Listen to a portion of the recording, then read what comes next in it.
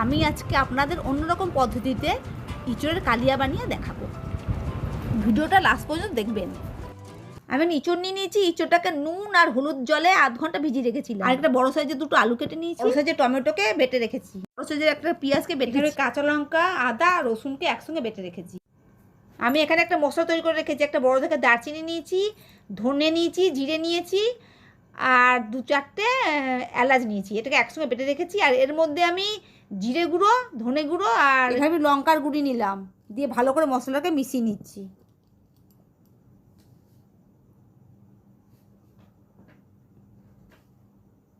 একটু জল দিয়ে ভালো করে মিশিয়ে নিচ্ছি মশলাটাকে।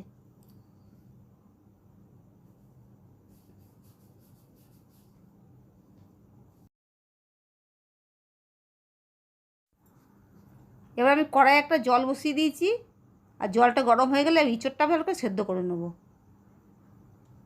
নুন দিয়ে দিলাম আর হলুদ দিয়ে দিলাম। এর বেশ খানিকক্ষণ আমি সেদ্ধ করে নেবো এটাকে।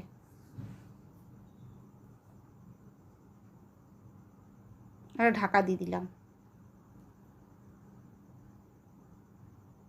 ঢাকাটা খুলে আমি দেখবো কতটা সেদ্ধ হয়েছে আমার।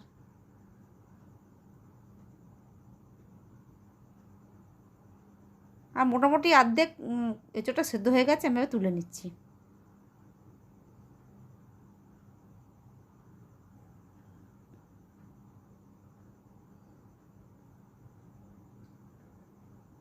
এবার কড়াইয়ের মধ্যে আমি তেল দিচ্ছি।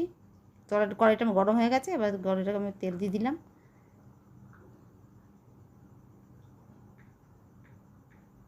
প্রথমে আলুগুলো ভেজে নিচ্ছি।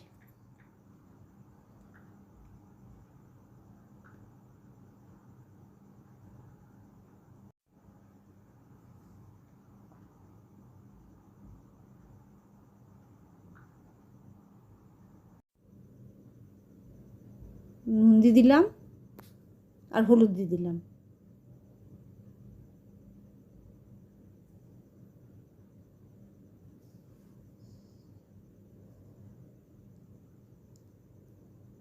একটু চাপা দিয়ে দেবো, তাহলে ভাজাটা তাড়াতাড়ি হয়ে যাবে।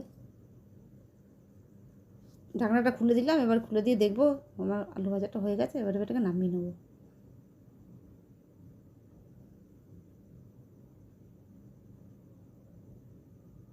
হয়ে গেছে, এবার নামিয়ে নিচ্ছি।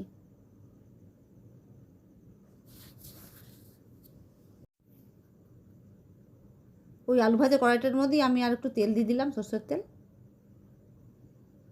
দুটো তেজপাতা দিয়ে দিলাম। এবার একটু চিনি দিয়ে দিলাম।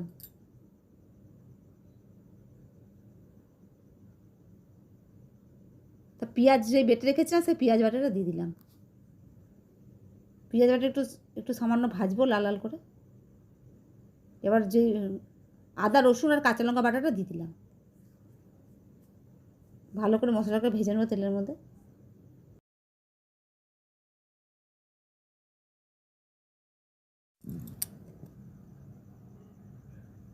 দিয়ে টমেটো বাটাটা দিয়ে দিলাম। টমেটো বাটাটা দিয়ে ভালো করে টমেটোটা একটু ভেজে নেবো, নাহলে টমেটো যে কাঁচা গন্ধ থাকবে সেটা থেকে যাবে। তো ভালো করে ভাজতে হবে টমেটোকে।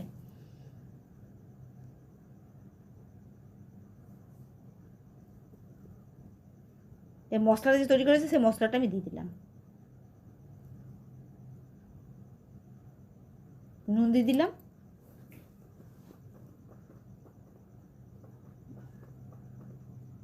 আর হলুদ গুঁড়ো দিয়ে দিলাম, লঙ্কার গুঁড়ো দিয়ে দিলাম আর কাশ্মীরি রেড চিলি পাউডার অল্প দিয়ে দিলাম। এবার জল দিয়ে আমি মশলাটাকে কষিয়ে নেবো।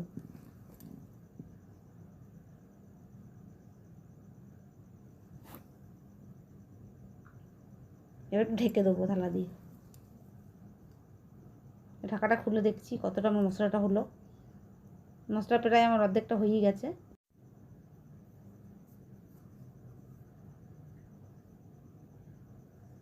এবার ইঁচড়গুলো আমি দিয়ে দিলাম।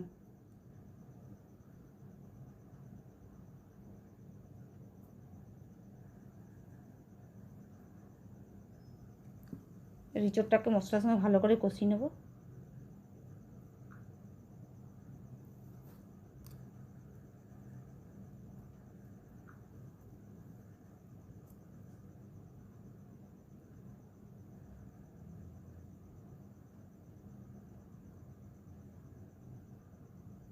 এবার আলুটা দিয়ে দিলাম।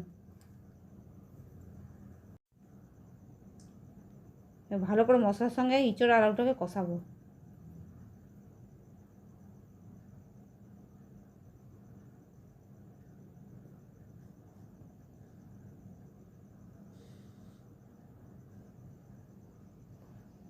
কষানো হয়ে গেছে, এবার পরিমাণ মতো জল দিয়ে দেবো।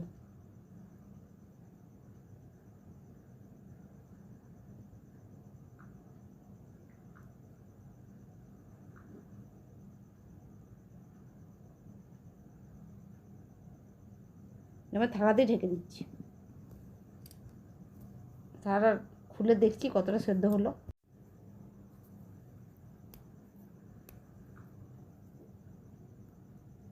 যদি ইঁচড় তো আমার আগে থেকে সেদ্ধই ছিল, আলুও সেদ্ধ হয়ে গেছে, ইঁচড়গুলো সেদ্ধ হয়ে গেছে। আমার নুনটা কম হয়েছিল, আমি একটু নুন দিয়ে দিলাম। তারপর আমি ঢাকাটা আবার একটু খুলে দিচ্ছি।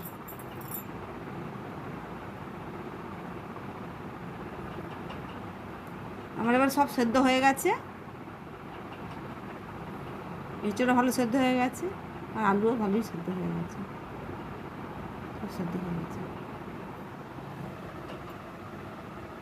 এবার খানিকক্ষণ ফুটাবো, দিয়ে আমি এবার ওপর দিয়ে ঘি দিয়ে দিলাম।